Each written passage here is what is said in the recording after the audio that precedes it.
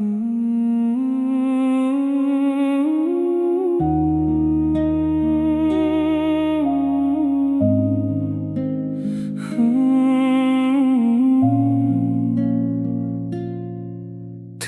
នេះគេមកប្រាប់ខ្ញុំថាគេបានជួបមនុស្សសំណាងកែភ្នែកគេពេលនិយាយពីគេនោះមើលទៅសប្បាយខ្លាំងជាងមុនខ្ញុំបានត្រឹមញញឹមស្ដាប់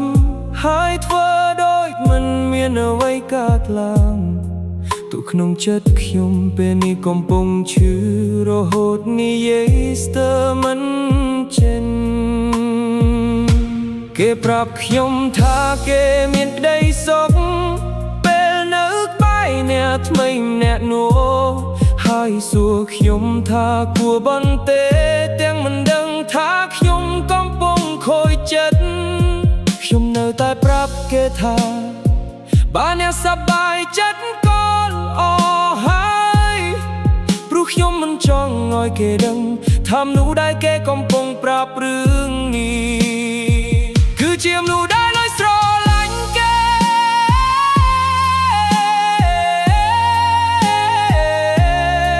ពេលគេនិយាយពីអ្នកថ្មីខ្ញុំតែងស្ងៀមជាងមុន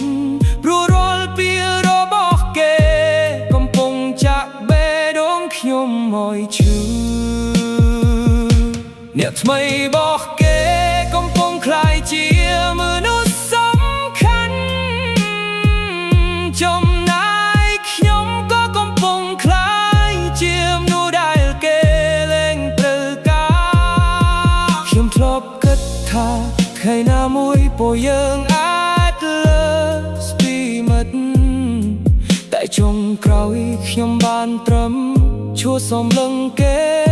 ស្រឡាញ់អ្នកផ្សេង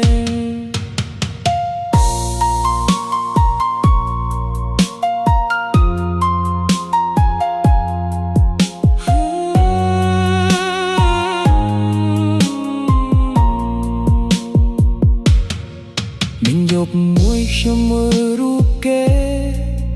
ដែលពោសជាមួយអ្នកថ្មីហើយសួរខ្លួនឯងថាតើខ្ញុំគួរឈប់នឹកគេបានហើយឬនៅតែបេះដូងមួយនេះនៅតែរត់ទៅរកគេទោះដឹងថាកន្លែងគេលែងមានសម្រាប់ខ្ញុំទៀត